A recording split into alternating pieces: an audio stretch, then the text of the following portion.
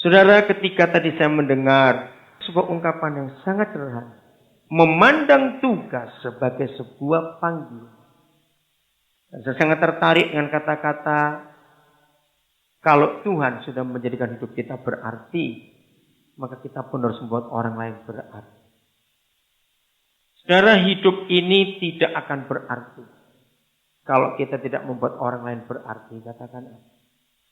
Berbahagialah kalau setiap kesempatan yang Ayah berikan kepada kita dan kita bisa, lagi sekali, bisa membuat orang lain berarti. Itu satu anugerah Tuhan yang luar biasa.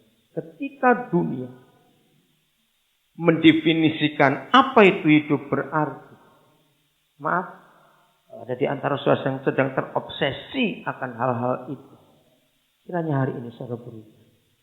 Definisi dunia dalam konsep menjadikan hidup ini berarti adalah dengan apa yang dia pakai dan apa yang dia punya.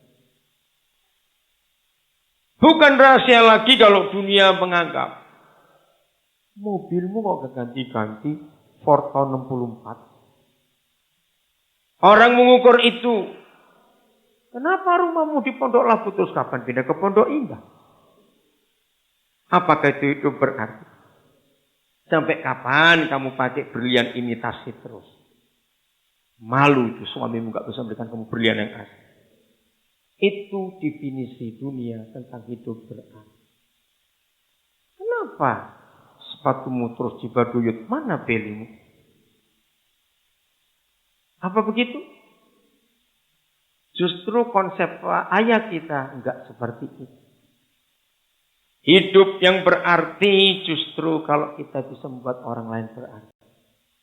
Dengan apa yang kita bisa buat dalam hidup ini. Dan ini penekanan pengembalaan. Memandang tugas sebagai sebuah panggilan. Kalau tugas itu tugas, maka cuma satu hasilnya. Kalau nggak ada yang memberi tugas, kita seenaknya mengerjakan. Betul nggak? Tapi kalau tugas itu panggilan, maka kita tahu bahwa ini hanya untuk Yesus Tuhan. Mari kita buka Galatia pasal yang ketiga. Galatia pasal yang ketiga. Ada satu kebenaran yang sangat sederhana. Tapi saya berani berkata bahwa masih sedikit orang-orang Kristen yang mengerti dan mengetahui hal ini. Galatia pasal 3 ayat 14. Inilah yang disebut memandang tugas sebagai sebuah panggilan. Bukan sesuatu yang menjadi beban. Tidak. Kalau Pastor Lukas mengatakan tadi, ingat dengan apa yang Yesus katakan lewat Matius 11:29. Pikulah kuk yang kupasang dan belajarlah kepadaku. Apa yang harus kita pelajari dari dia? Dan apa kuknya atau pikulannya? Yesus Kristus, tegas sekali, telah membuat ini. Saudara, kata ini yang cuma 3 huruf itu saja. Ini.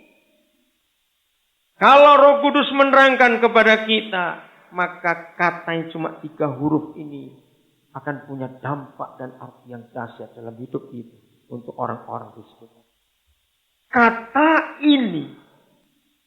Ada 2 hal kita bisa lihat. Yang pertama, kalau kita membaca lengkap seluruh kitab Galatia atau kita hanya membaca khusus pasal 3 saja, maka kita akan temukan bahwa apa yang Tuhan Yesus telah buat dalam kehidupan kita adalah perkara-perkara yang hebat, perkara-perkara yang besar.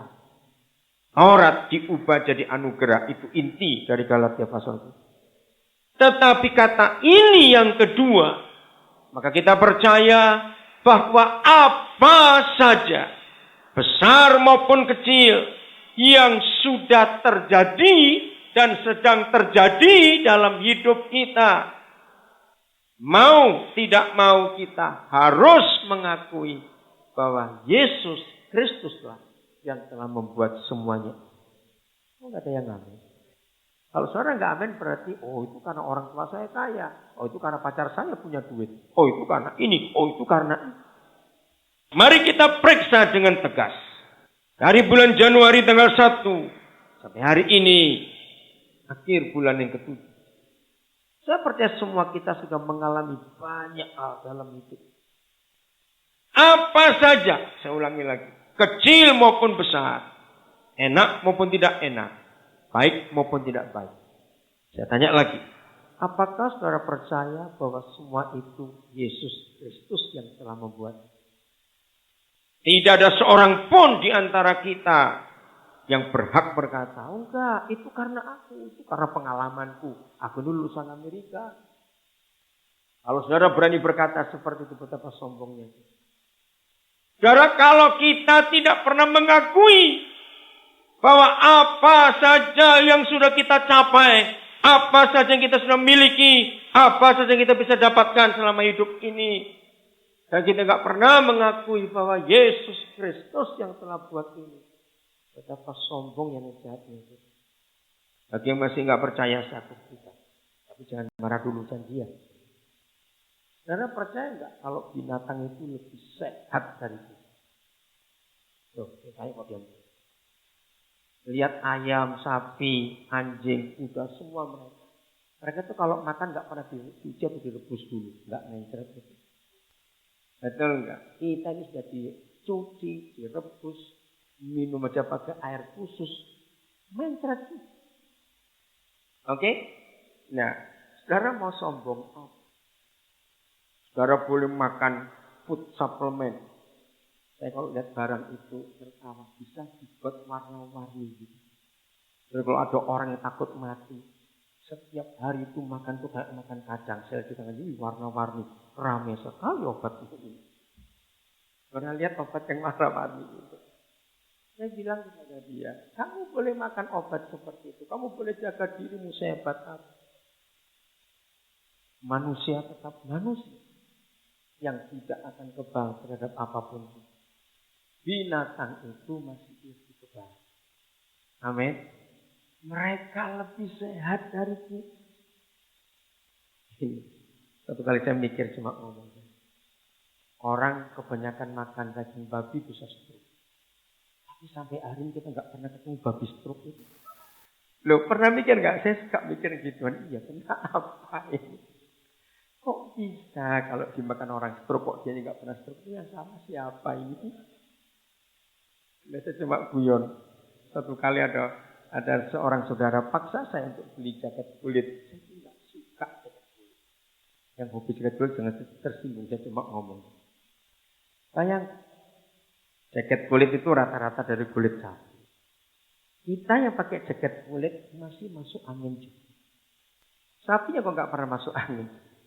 Nah, kesan saya ngomong pada istri saya waktu itu, kenapa kamu nggak mau jaket kulit?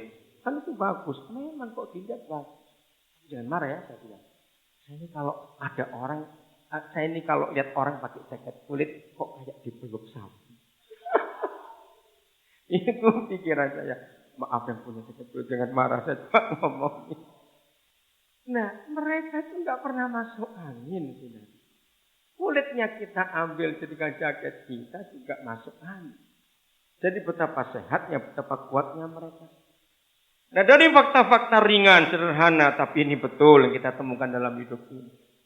Jadi celakalah kita kalau kita tidak pernah mengakui bahwa apapun yang kita bisa capai, apapun yang kita bisa miliki, apapun yang kita bisa dapat, kalau kita nggak pernah mengakui Yesus Kristus yang telah buat ini, betapa sombongnya kita. Jawab iya tadi. Semuanya lagi sekali, sebesar apa, sekecil apa, Yesus Kristus yang telah membuat ini untuk hidup kita. Lalu, jangan berhenti kalau kita sudah tahu bahwa dialah yang telah membuat semuanya ini. Ada tujuan. Ada output, kalau saya istilah pakai istilah teknologi. Ada hal yang sangat harus diperhatikan. Dari apa saja yang kita telah capai dalam hidup ini karena Yesus Kristus yang telah membuatnya. Perhatikan kalimat berikut, masih di ayat 14 Galatia 3. Supaya. Gampang dimengerti bukan? Kata supaya.